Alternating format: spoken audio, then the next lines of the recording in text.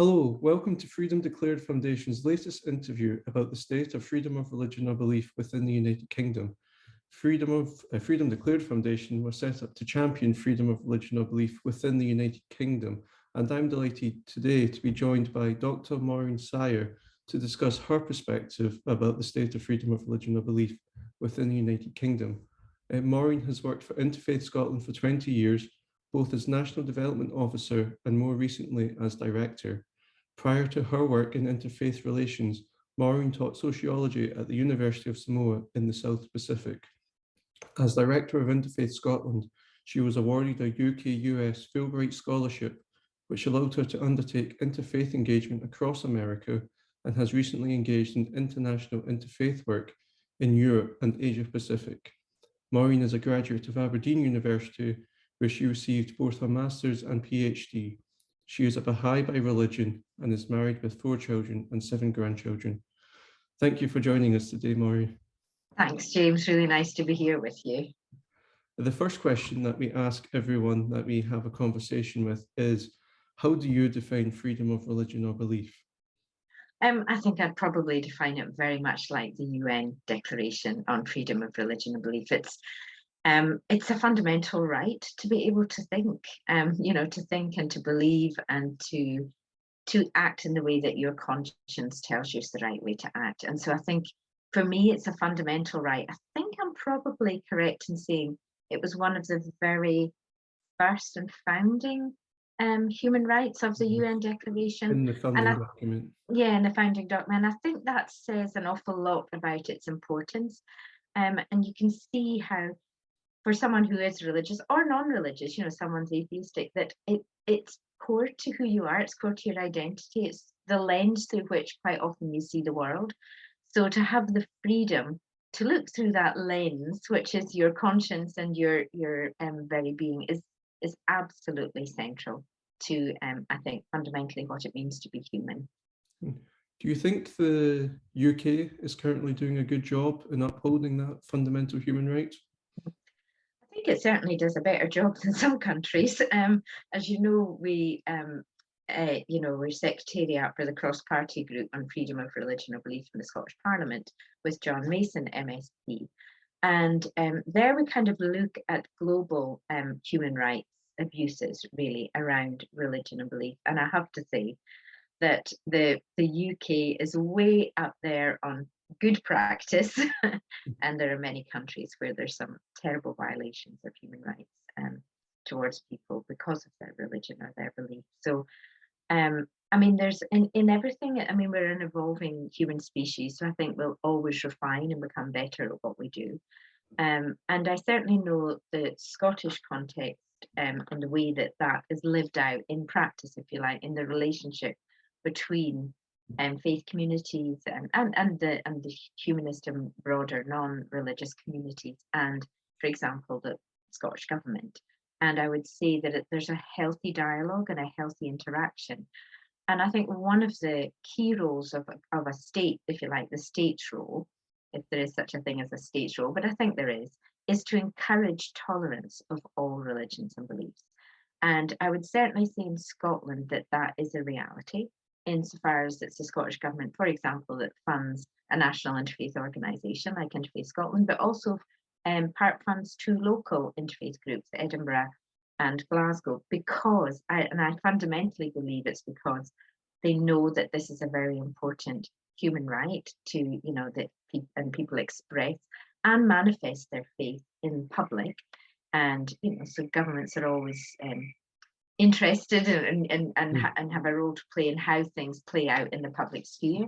And so funding interfaith organisations is perhaps just one aspect of that promoting human rights, promoting tolerance of religion, promoting the right to have freedom of conscience and belief and be able to manifest that in public in a healthy way. How did you get involved with Interfaith Scotland? Oh, that's an interesting. Actually, I had just returned from Samoa in the South Pacific, where I was doing the research for my PhD, and also teaching at the university, the National University of Samoa. We actually were not really particularly intending to come back to Scotland, but my husband's father took a stroke, and we wanted to come back and take care of him. So we came back and looked after Grandad until he passed away. So then we kind of found ourselves back in the UK in this liminal space where my PhD wasn't quite finished. I just had to do a lot of the writing up. And I had also absolutely enjoyed at a very deep level the community engagement of doing my PhD, which was looking at religion and gender actually in Pacific and working with different faith communities. But the aspect that I enjoyed the most was being with communities, was the lived experience, was seeing how do people manifest their religious beliefs in practice? How is it lived? What does that look like in a context that's very different to my own? And so on returning, I thought, actually, I don't think I want to go into academia. I want to work with communities. And I couldn't imagine what that would look like.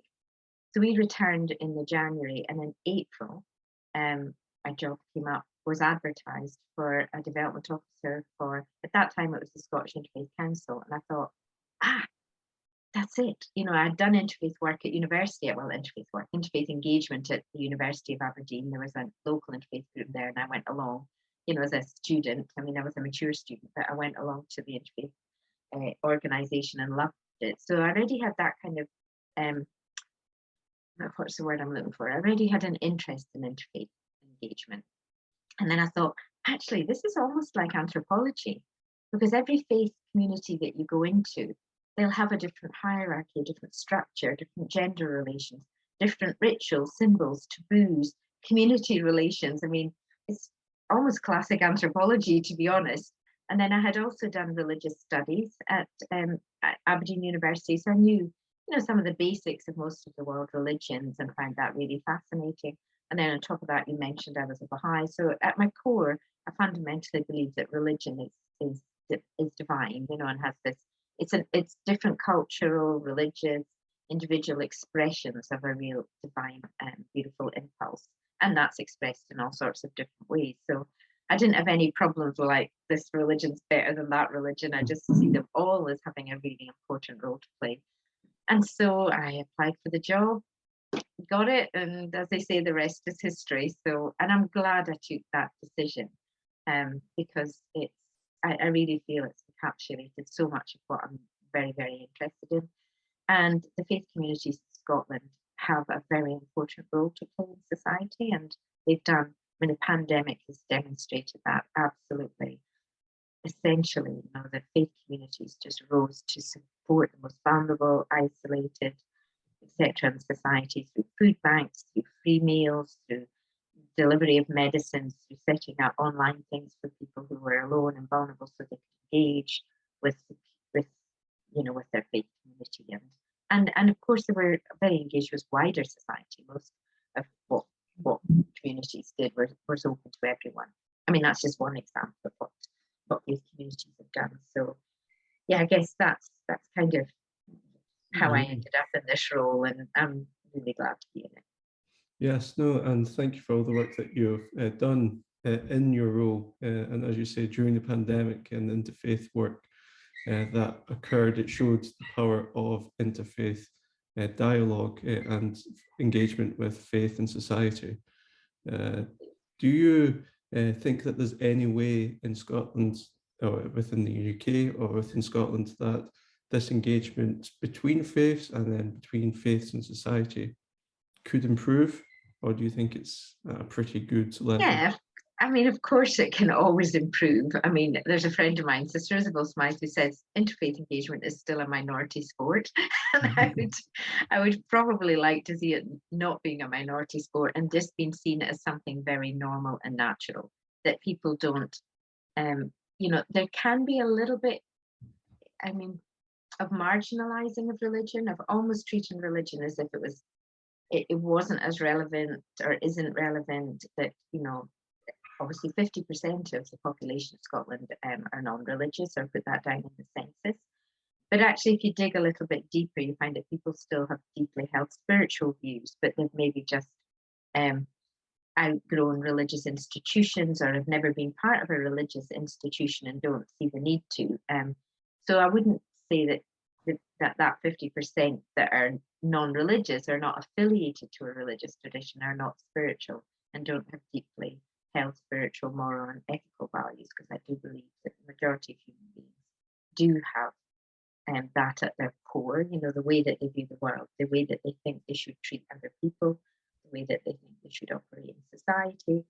And all of those areas traditionally have been the remit of religion. And so I guess we're in a transitional space as a human race, you know. What's the world going to look like when institutions that have served humanity very well for a very long time, and I don't think it's just religious institutions, if I'm honest.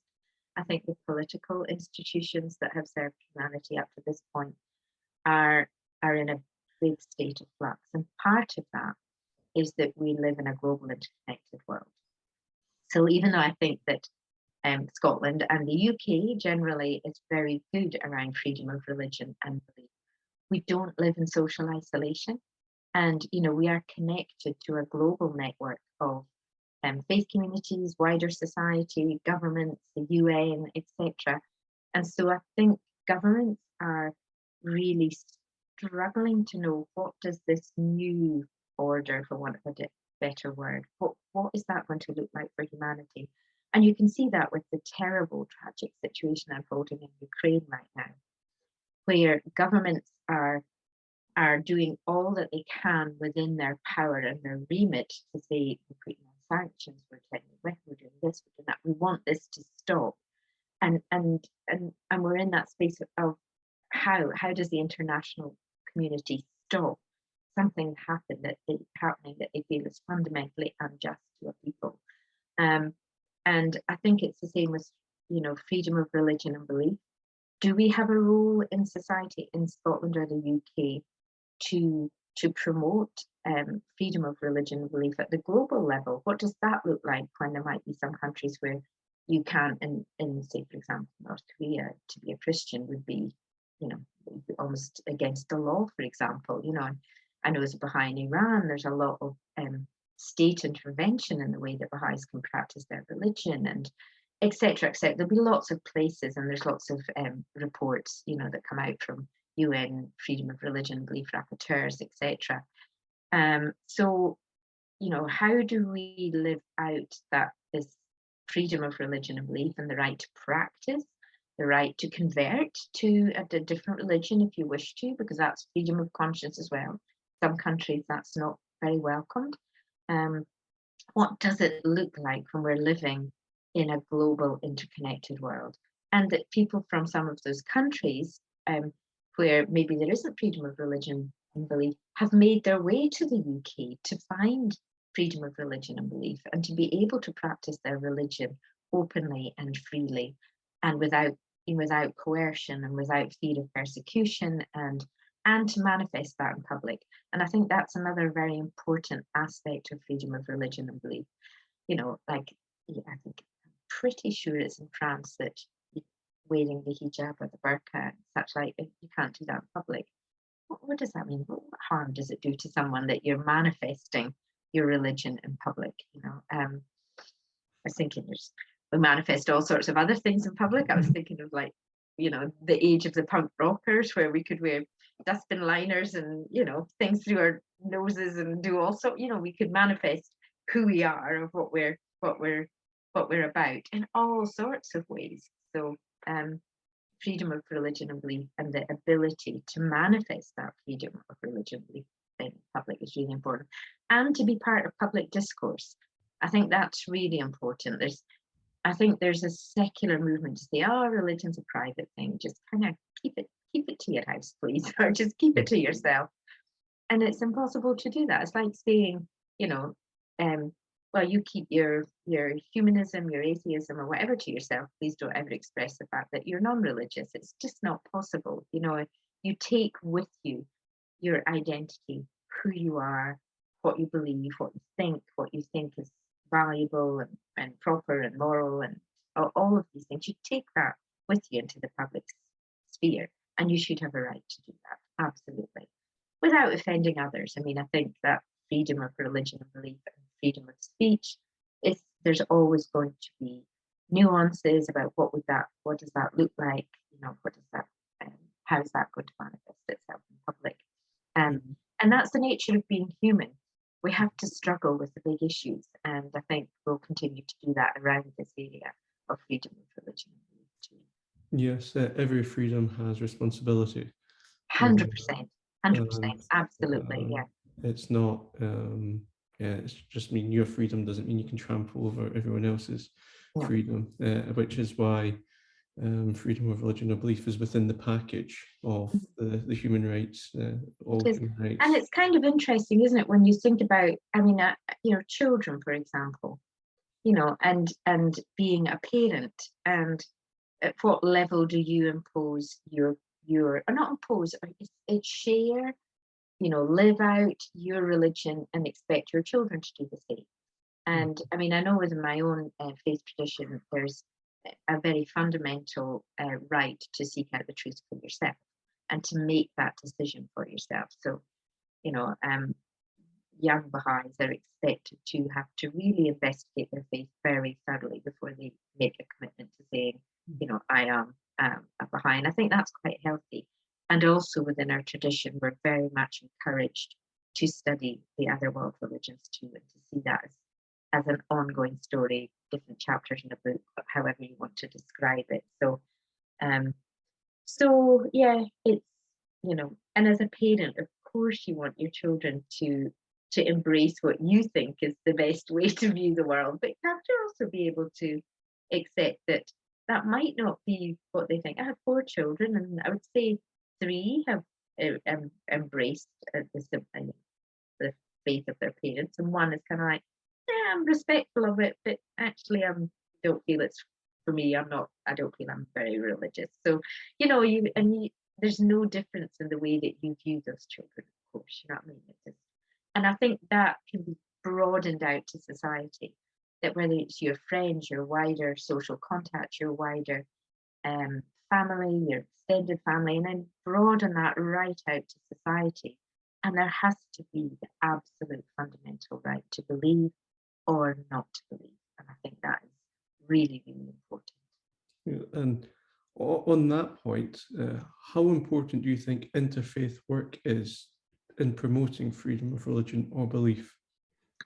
Very, really, it's very important. I mean, obviously I'm going to say that, aren't I? That goes without saying that I'm going to say that. Because I think it helps society become a little bit more tolerant, in fact, hopefully a lot more tolerant of the diversity of faiths that make up modern Scotland, modern UK. And in a way, people are a bit shy to just off their own bat say, I think I'll pop down to the mosque or the Gurdwara or the synagogue today and kind of see what they do and how they do it. They're not going to just wake up one morning and do that. But if they're involved in an interfaith organisation that creates bridges and opportunities to have that dialogue, to go to visit places of worship, to meet people from other faith traditions, to have a discourse around the things that they feel are really important to them, to build friendships with people from other faith traditions. And whether that's, the different platforms that we have for our public dialogues, our religious leaders meeting together and having dialogue, and then cascading that their learning and their understanding and their friendships that they have with other faith traditions out to their wider congregations. And I think, yeah, I suppose there's one little caveat that I would say, and I think it's very important in interfaith dialogue to share your religion very openly, but to do that in a way that never disparages another religion. And I mean, I think that's a broad thing that should be in place anyway within society, but it's really, really critical in interfaith work that you don't hide who you are, that you absolutely are open and able to share the deepest aspects of your faith and your conscience. But you're able to do that in a sensitive way that doesn't then say that, well, because I believe this, you're absolutely wrong and don't have, do you know what I mean? It's kind of, it's how do you have those conversations in a really respectful way without in any way diluting the truth that you feel, or your truth, your own specific truth. Another thing that I think is absolute truth is out there somewhere, but any of us at any given stage of our development only ever have a relative understanding of it. That's the nature of the evolution of human society. We're always refining our thinking. And that, religion's no different to politics or science. And I mean, even science is just various paradigms that are then disproved and move on to something else. We're constantly evolving. I think that's also true in the realm of religious thinking. One thing that you mentioned previously about being able to manifest your faith in public, Yeah. in the UK and most countries in the world during the pandemic, places of worship were closed. What impact did that have on faith communities in Scotland? Yeah, it was challenging, obviously, because that's very often where people get their emotional, spiritual, and sometimes very practical support is in their mosque, their gurdwara, their synagogue, their church, their centre, whatever. That's where they go, and they so. But it wasn't unusual that other people get their support and go to the pub, and pubs were closed. There was a case taken, I think, by the Christian churches. I believe, the Scottish government took the Scottish government to task over that, and they won, sort of saying that you can't just indiscriminately close such lifelines for people. So that was quite an interesting case, really, and one probably worth studying. Not one I've studied in depth. I just know that it happened. But it was, people were not able to manifest the community aspect of their religion or belief. But then we were in the middle of a global pandemic. And, I think the faith communities rose on the whole to the challenge of that. And just as right now we're on this wonderful Zoom platform, which I think we're all pretty sick of, but in the early days of the pandemic, it was a lifeline for so many, really, wasn't it? That they could see their loved ones or go to faith community events online. And actually, for some people, those that are disabled or very elderly or unable to get to a place of worship, it's opened up new opportunities. And I think there'll be a lot of hybrid engagements as we go forward. Hopefully coming out of the pandemic. But there's also the very powerful role I think interfaith plays in bringing communities together to have a louder voice, a stronger voice on really key issues. So, for example, during COP, COP26 was in Glasgow, and I mean, our staff team really thought deeply about, what is our role in all of that. In COP, we're not scientific experts, we're not climate experts, but we are good at, I believe, creating platforms for people to come together to have the conversations about these key issues. And we very quickly decided we'd get an expert to volunteer for us. We had the wonderful Adrian Shaw, who is a climate expert, volunteer for us and help us really think through, the roles that we might play as an interfaith organisation. And the faith communities were just outstanding during COP in all that they did, working with climate organisations as well, but from the prayer and meditation vigil that we organised in George Square to religious leaders putting out multi-faith declarations, to the climate justice march, and thousands upon thousands of people from diverse faith communities marching for climate justice. And there was a huge sense of solidarity, absolute solidarity between the diverse faith traditions in Scotland. And across the world at that time, in that, we recognise that faith, religion, ethics, morality has a huge role to play in how we tackle the climate crisis. Science can give us the facts, but you have to motivate human beings to comply with the reality of things, and you can't coerce people. Well, you can, and of course governments do sometimes, but it's if people themselves say, right, I really need to live a simpler life, eat much more vegetables, put my heating down, have a voice for climate justice, for those in the global south maybe don't have a voice and are impacted by our lifestyles, etc., etc. That the faith communities are beginning to look at what's within our scriptures and how does that relate to this global crisis that we're facing. And they have a lot to say and a lot of really important things to say. And so again, it's something that's inherent to my own tradition. There's that relationship between religion and science. Both are quests for the truth. Science, one studying the physical reality that we, this world and all that we inhabit. The other, if you like, metaphysical reality, and that conversation between science and religion is such a vital one, because we need both, I think, to be very healthy in their discourse as we move forward as a human race, really. Yeah. When you were talking about COP26 and the role that faith groups played, that to me sounded like it's very positive in terms of faith in public discourse and public sphere. Is there any examples where faith has been a barrier to somebody getting involved in the public discourse, public sphere, or their faith's been used against them to lower the opinion that they're giving? It's quite, that's quite a challenging question, and that my own personal view is that in general, government is secular, and there'll be some people within government who hold religious beliefs, but I don't think it's that your religious belief stops you engaging in public discourse, but perhaps some faith traditions would hold back on expressing the fullness of their religious conviction, because they'd be afraid that it didn't fit with the current liberal secular view of the world, and that they would be either ridiculed or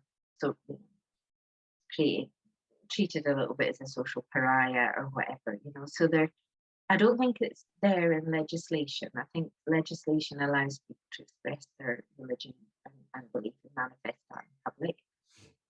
But possibly societal norms are beginning to, and in a way, if people want to ridicule religion, what they do is they find the worst that's ever happened within a religious tradition and say, there you go, that's what religion's like, instead of balancing that with the best that religious traditions bring into the social sphere and all that they have contributed through millennia to the development of human society.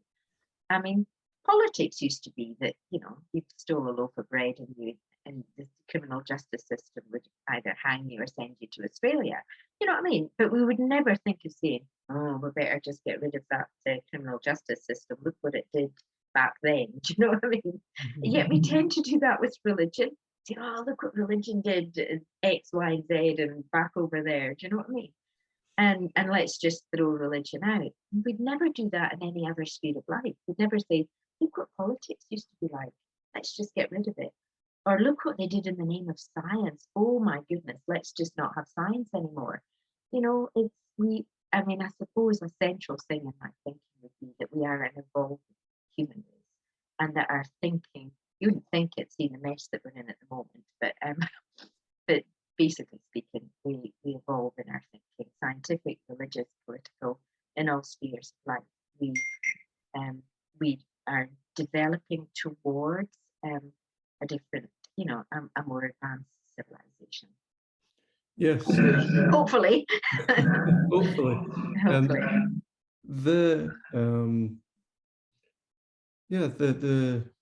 There's many examples of freedom of religion or belief being infringed around the world.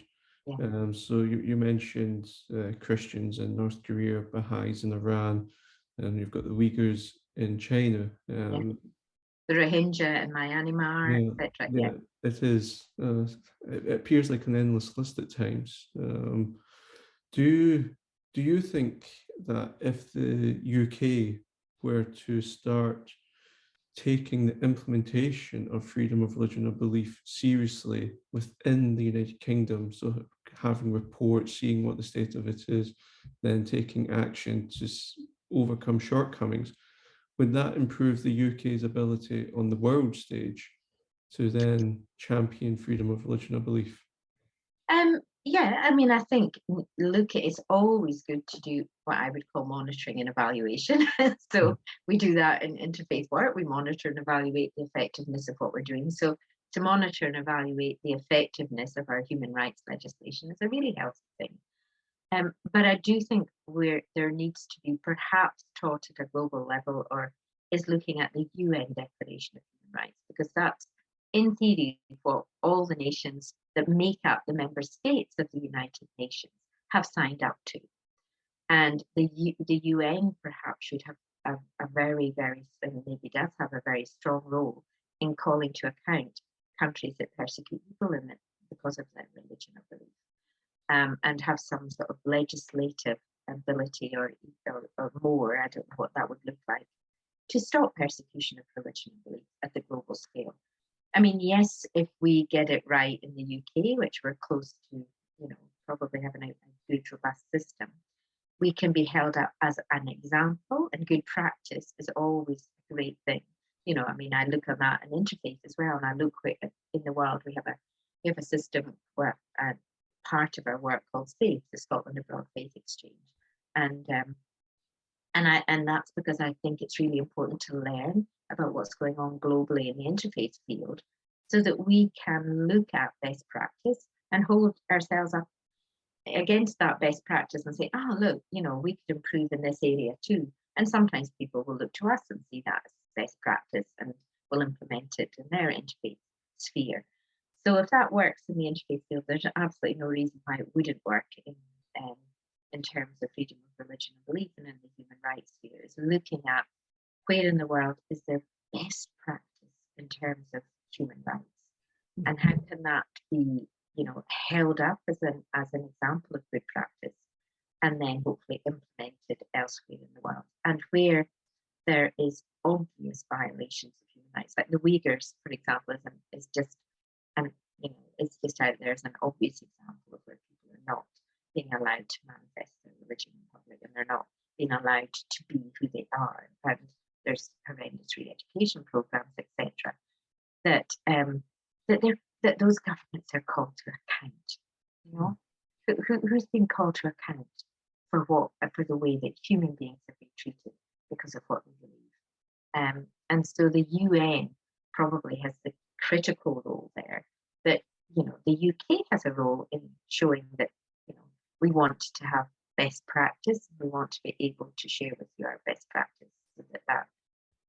But I would like to see that best practice globally, because we're so connected with what's happening to a child in Myanmar should be no different to the way that we would want our children to be treated here in Scotland. A child is a child, a human being is a human being.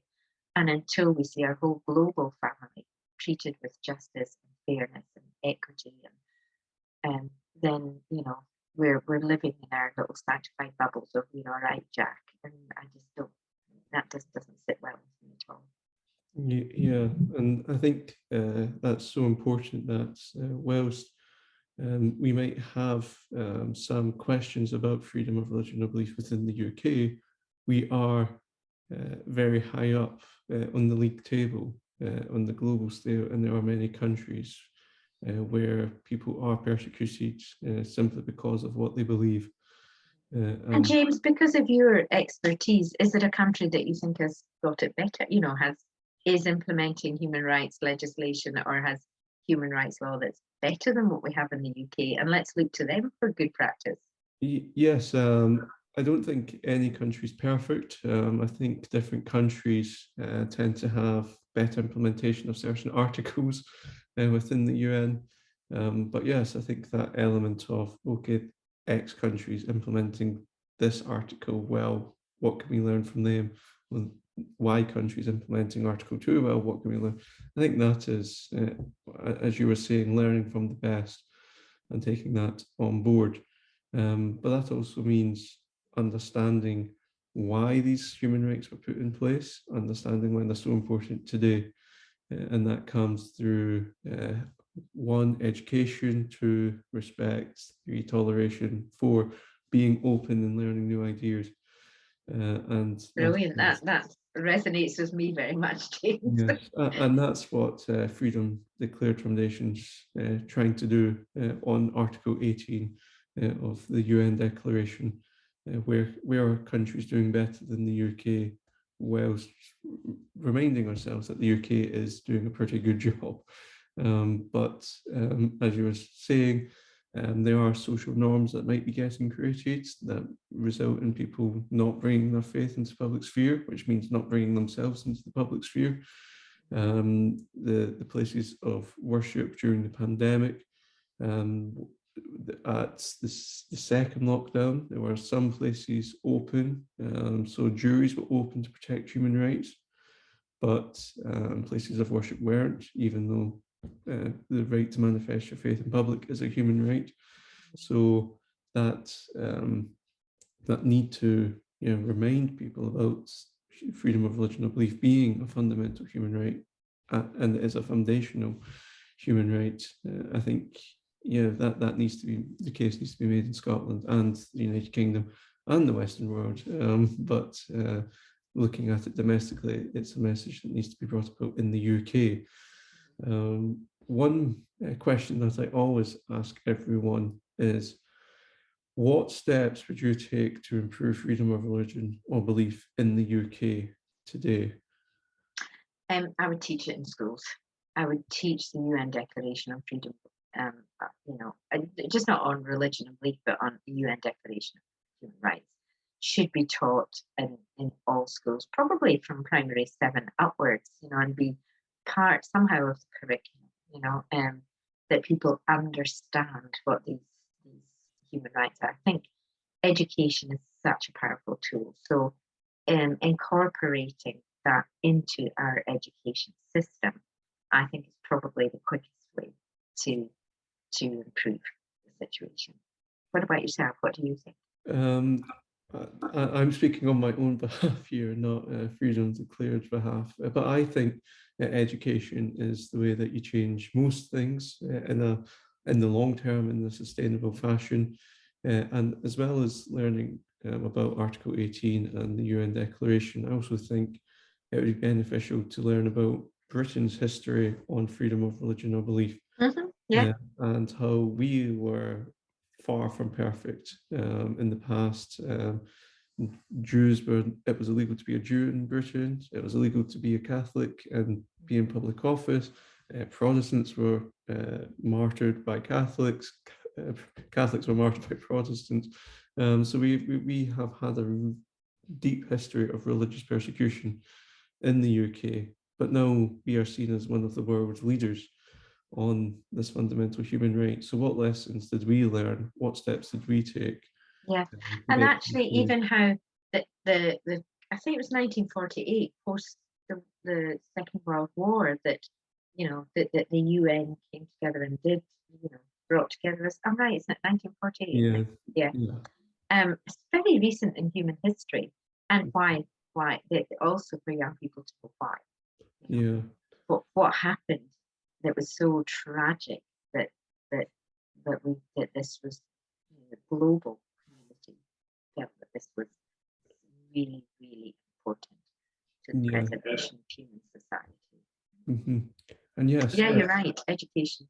Well, I'm glad then I hit on the right button for you. And yes, that looking at the past was what Freedom Declared's first topic was. So on our website, there is freedom of religion or belief in the UK from Magna Carta to the present day. All right. Oh, I must have a look at that. It's an interactive timeline which shows people what legislation, what social events took place, and it is for all of it, or for all faiths and none. So usually we are very Christian-centric whilst looking at our history, but this topic is for all faiths and none. So yeah, it's a fascinating piece of work. It's good, and let's face it, I mean, quite often religion is given a bad track and saying, oh, wars, etc., are caused by religion. And actually, if you look at the 20th century, And you look at the persecution of religion under state-sponsored communism, under, the persecution of religion, particularly Jews, obviously, under Hitler, and you start looking at, well, it wasn't religious communities that did the mass of the persecution in the 20th century. It was atheistic societies that Pol Pot's, look at Cambodia. I mean, he used to go about with a megaphone saying, "God is dead, the state is now your religion," as he murdered his own people. You know what I mean? So it's remove freedoms in either direction, whether the freedom to be non-religious or the freedom to be religious, and you're on really sticky grounds.